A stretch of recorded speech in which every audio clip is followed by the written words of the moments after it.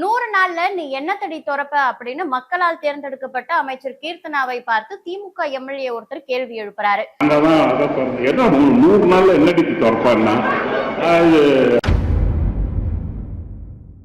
இத தன்னோட கூட்டாளியான அன்பில் மகேஷோட உட்கார்ந்து எதிர்க்கட்சி தலைவர் உதயநிதி ஸ்டாலின் கை தட்டி ரசிக்கிறாரு. ஆனா இதுல யாருமே எதிர்பாராத ஒரு ட்விஸ்டா திமுக எம்பி கனிமொழி அவர்கள் தாவேக அமைச்சர் கீர்த்தனாவிற்கு ஆதரவா களமிறங்குறாங்க.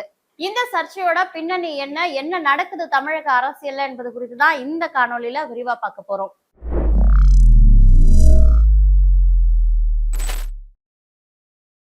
வாழ்க்கையில எல்லாருக்கும் ஏதாவது ஒரு பிரச்சனை வந்துட்டே தான் இருக்கும். எல்லா பிரச்சனைக்குமே பாரம்பரிய சோழி பிரச்சனத்துல முன்னோர்கள் தீர்வு சொல்லி வச்சிருக்காங்க. பாரம்பரிய சோழி பிரசன்னம் மூலம் திருமண தடை, மங்கள தோஷம், திருமண உறவில் சிக்கல், கிடைக்காத வேலை, சுய தொழில் செய்தாலும் நஷ்டம், தீராத உடல் சிகிச்சை, அரசியல் வளர்ச்சி என அனைத்து சிக்கல்களுக்கும் எளிய பரிகாரம் மூலம் சிறந்த தீர்வு அளிக்கப்படும். இங்கு வரும் அனைவருக்கும் பகவதி முன் அருளால் நல்ல தீர்வு. நீங்கள் ஆன்லைன் மூலமாகவோ அல்லது நேரடியாகவோ ஆலோசனை பெற உடனே திரையில் தெரியும் எண்ணை தொடர்பு கொள்ளுங்கள். திறன்பேசி நேயர்களுக்கு வணக்கம். நான் உங்கள் பவித்ரா சிவகுமார். 2026 ஆண்டு தேர்தலில் தாவேக வெற்றி பெற்றதுல இருந்தே இன்னும் மீண்டு வராத திமுக அவர்களை குறித்து அவதூறாக பேசியும் அவர்களை ஏளனம் செய்தும் பல விதத்துல தங்களுடைய ஆதங்கத்தை கொட்டிட்டு இருக்காங்க. கல்யாண வீடுகள்ல கதறது தொடங்கி இப்போது அமைச்சரை ஆபாச முறையில விமர்சிப்பது வரைக்கும் இவங்களுடைய கீழ்த்தரமான விமர்சனங்கள் தொடர்ந்துகிட்டே இருக்கு. அதன் ஒரு பகுதியா திமுக எம்எல்ஏக்கள் முதல்வரையே ஒருமையில பேசி கைதான காட்சிகள் எல்லாம் கூட கடந்த காலங்களை நம்ம பார்த்தோம். ஆனா அப்போதும் திருந்தாத திமுகவினர் இன்னும் இதே செயலை தான் கடைபிடித்துட்டு வராங்க. அதிலும் குறிப்பா சொல்லணும்னா பெண்கள் மீதான தாக்குதல்கள், தாவேக அமைச்சர் கீர்த்தனா மீதான அந்த உருவ கேலியாகட்டும், அவங்களை பற்றிய தனிப்பட்ட வாழ்க்கை குறித்த விமர்சனமாகட்டும், இதை தொடர்ந்து ஆரம்பத்துல இருந்தே செஞ்சுட்டு வராங்க திமுகவினர். அந்த வகையில தான் சமீபத்துல ஒரு மலேசிய பெண்ணுடைய வீடியோ சோசியல் மீடியால வைரல் ஆகுச்சு. அந்த வீடியோவை யார் போட்டாங்க அப்படின்னு பாத்தீங்கன்னா டிஎம்கே ஐடி விங்ல இருக்கக்கூடிய சில நபர்கள் தான் அந்த வீடியோவை சோசியல் மீடியாவில உலாவிட்டு இருந்தாங்க. அதுல அந்த மலேசிய பெண் அரைகுறை கருப்பு ஆடையோட கார்ல இருந்து இறங்கி அவங்க நடந்து போற மாதிரி இருக்கு. அமைச்சர் கீர்த்தனாவுடைய சாயல்ல இருக்கக்கூடிய அந்த பெண்மணியோட வீடியோ வைத்து இதுதான் அமைச்சர் கீர்த்தனா, இவங்களுடைய நாகரிக அந்த ட்ரெஸ்ஸிங்ஸ் எல்லாம் பாத்தீங்களா அப்படின்ற மாதிரி டிஎம்கேவினர் அந்த வீடியோவை வைரல் ஆக்கிட்டு இருந்தாங்க.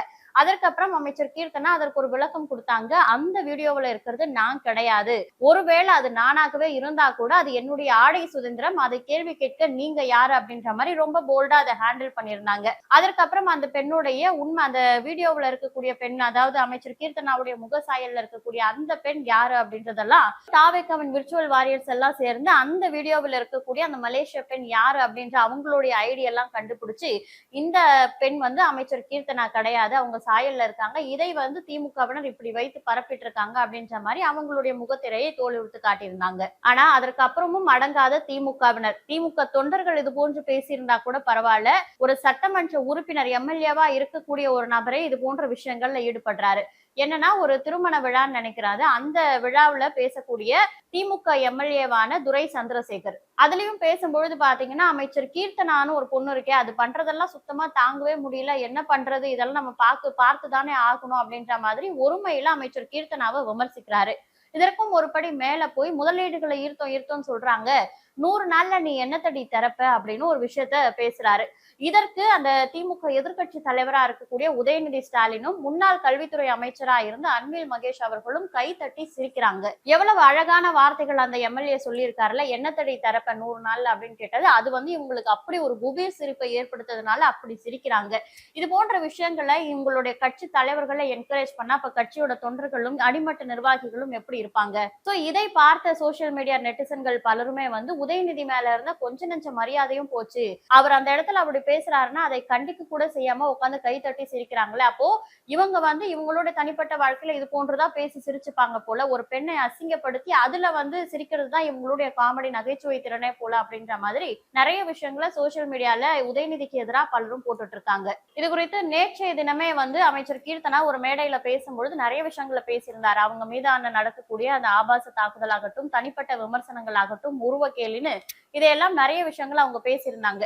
கருத்தியல் ரீதியா என்னிடம் மோத முடியாதவர்கள் தான் என்னுடைய உருவத்தை வைத்து இது போன்று கேலி செய்யறாங்க. எங்களுடைய செயல்பாடுகள், அரசியல் செயல்பாடுகள், நிலைப்பாடுகள்ல உங்களுக்கு ஏதாச்சும் குறை இருக்கா, ஏதாவது தவறு நீங்க கண்டுபிடிக்கிறீங்களா, அதை கேளுங்க என்கிட்ட, அதற்கு நான் விளக்கம் அளிக்கிறேன். இது போன்ற விஷயங்களை எதுக்காக பேசுறீங்க அப்படின்ற மாதிரி சரமாரியா கேள்வி எழுப்பியிருந்தாங்க. ஆனா அப்ப கூட திருந்தாதவங்க தொடர்ந்து இது போன்ற செயலை திமுகவினர் செஞ்சுக்கிட்டே இருக்காங்க. சோ திமுகவினருக்கு இது புதிதல்ல. அப்பத்துல இருந்து இப்ப வரைக்கும் இவங்களுடைய அந்த அஜெண்டாவே அதுதான் அப்படின்றது எல்லாருக்குமே தெரியும். ஆனா இப்போ ஒரு ட்விஸ்டா என்ன நடந்திருக்கு அப்படின்னா, திமுக எம்பி கனிமொழி அவர்களே சொந்த கட்சியினருக்கு எதிரா திரும்பி இருக்காங்க.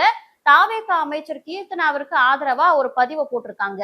அந்த பதிவுல அவங்க என்ன சொல்லியிருக்காங்கன்னா, காலம் காலமாக கட்சி வேறுபாடின்றி பொது வாழ்வில் இருக்கும் பெண்கள் மீது அநாகரிகமான தாக்குதல்கள் தொடர்ந்து வருகின்றன. ஆணாதிக்கம் நிறைந்த அரசியல் களத்தில் துணிச்சலுடன் செயலாற்றும் பெண்களை கருத்தியல் ரீதியாக எதிர்கொள்ள முடியாமல் அவர்களின் உடை, தோற்றம், தனிப்பட்ட வாழ்க்கை போன்றவற்றை வைத்து விமர்சிப்பது மலிவான அரசியலின் வெளிப்பாடாகும். இத்தகைய தாக்குதல்களில் ஈடுபட்டவர்களின் பிற்போக்குத்தனமான மனநிலையே இதன் மூலம் வெளிப்படுகிறது. பெண்கள் இதையெல்லாம் கடந்தே வெற்றி பெற வேண்டும் அப்படின்னு சொல்லியிருக்காங்க.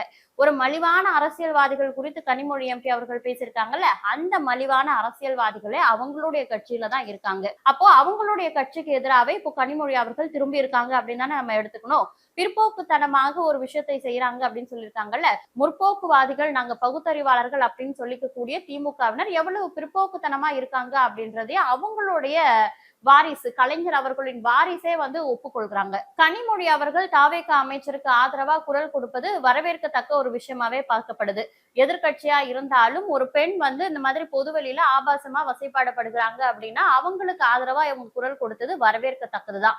ஆனா இதற்கும் எதிராக சோசியல் மீடியால பல கண்டனங்களும் இவங்களுக்கு எதிரான விஷயங்களும் பேசப்படுது. என்னன்னா, இவ்வளவு நாள் எவ்வளவு பேசினாங்க, அவங்க உருவத்தை வைத்து உருவக்கேலி செய்து எவ்வளவு பேசினாங்க, அப்பெல்லாம் இவங்க வாய் திறக்கல. ஆனா இப்போ திமுகவினர் தொடர்ந்து தாவேக பெண்களை அவதூறாக பேச பேச கனிமொழிக்கும் ராசாவிற்கும் என்ன உறவு அப்படின்றது தாவேகவினர் கேள்வி எழுப்புறாங்க, பொதுமக்களே கேள்வி எழுப்புறாங்க.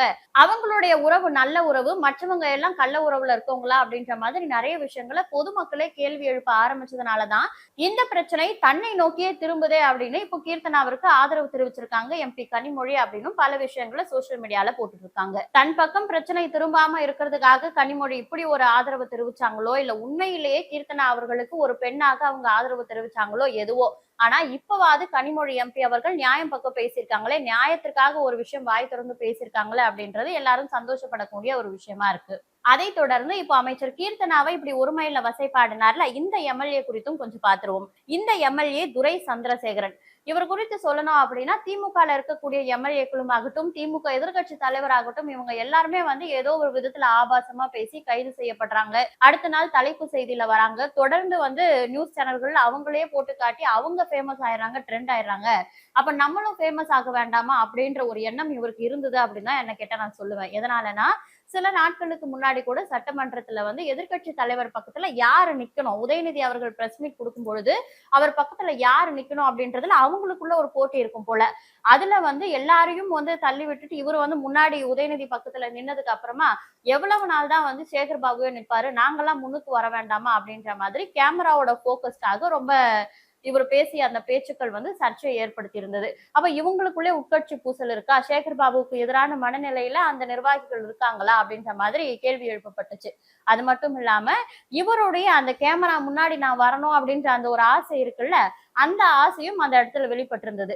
அந்த ஆசையை நிறைவேற்றி கொள்வதற்காக தான் இப்போ இது போன்ற ஒரு ஆபாச தாக்குதல்ல அவர் ஈடுபட்டு இப்போ தலைப்புச் செய்திகள்ல வந்துட்டு இருக்காரு அப்படின்னு நினைக்கிறேன். என்னுடைய ஒரே கேள்வி திமுக எம்எல்ஏ துரை சந்திரசேகரன் அவர்களுக்கு என்னன்னா, 100 நாள்ல என்னடி திறப்ப அப்படின்னு ஒரு அமைச்சரை பார்த்து கேள்வி கேட்கக்கூடிய நீங்கள் இதே இடத்துல உங்களுடைய பெண்ணோ, உங்களுடைய மகளோ அல்லது மனைவியோ இருந்தா அவங்களை பார்த்து இது போன்ற கேள்வியை எழுப்புவீங்களா? இல்ல அவங்களை யாரேனும் இது போன்று கேட்டா என்ன தடி திறந்து காட்டுவ அப்படின்னு கேட்டா நீங்க சும்மா இருப்பீங்களா? அப்போ மற்ற வீட்டு பெண்கள் மற்றவர்கள் அப்படின்னும் பொழுது நீங்க என்ன வேணா பேசலாம், ஆபாச தாக்குதல் நிகழ்த்தலாம். ஆனா உங்க வீட்டுக்கு ஒரு விஷயம் வருது, உங்க வீட்டு பெண்கள் இது போன்று தாக்கப்பட்டா உங்க எந்த மாதிரியான மனநிலையில நீங்க இருப்பீங்க அப்படின்றத கொஞ்சம் எண்ணி பார்க்கணும். தாவேக அரசு மீது நிஜமாலே ஏதேனும் குற்றக்குறைகள் இருந்தால், அவங்களுடைய செயல்பாடுகள்ல ஏதாவது தேக்கம் இருந்தா அது குறித்து நிச்சயமா யார் வேணா கேள்வி கேட்கலாம். அது குறித்து நீங்களும் கருத்தியல் ரீதியிலான பல விஷயங்களை முன்வைக்கலாம். அதை விடுத்து இது போன்ற ஆபாச தாக்குதல்கள்ல ஈடுபடுறது வருங்கால அரசியலுக்கும் நிகழ்கால அரசியலுக்கும் சரியான ஒரு நடைமுறையா இருக்காது அப்படின்றதா என்னுடைய கருத்து. இந்த திமுக எம்எல்ஏவோட பேச்சு குறித்தும் இதற்கு திமுக எம்பி கனிமொழி ஆதரவு கரம் நீட்டியது குறித்தும் உங்களுடைய கருத்து என்ன அப்படின்றத கமெண்ட்ல சொல்லுங்க. இதே போன்று மற்றும் ஒரு பதிவில் சந்திக்கிறேன். அதுவரை உங்களிடமிருந்து விடைபெறுவது பவித்ரா சிவகுமார். வாழ்க்கையில எல்லாருக்கும் ஏதாவது ஒரு பிரச்சனை வந்துட்டே தான் இருக்கும். எல்லா பிரச்சனைக்குமே பாரம்பரிய சோழி பிரச்சனத்துல முன்னோர்கள் தீர்வு சொல்லி வச்சிருக்காங்க. பாரம்பரிய சோழி பிரசன்னம் மூலம் திருமண தடை, மாங்கல்ய தோஷம், திருமண உறவில் சிக்கல், கிடைக்காத வேலை, சுயதொழில் செய்தாலும் நஷ்டம், தீராத உடல் சிகிச்சை, அரசியல் வளர்ச்சி என அனைத்து சிக்கல்களுக்கும் எளிய பரிகாரம் மூலம் சிறந்த தீர்வு அளிக்கப்படும். இங்கு வரும் அனைவருக்கும் பகவதி அம்மன் அருளால் நல்ல தீர்வு கிடைக்கும். நீங்கள் ஆன்லைன் மூலமாகவோ அல்லது நேரடியாகவோ ஆலோசனை பெற உடனே திரையில் தெரியும் எண்ணை தொடர்பு கொள்ளுங்கள்.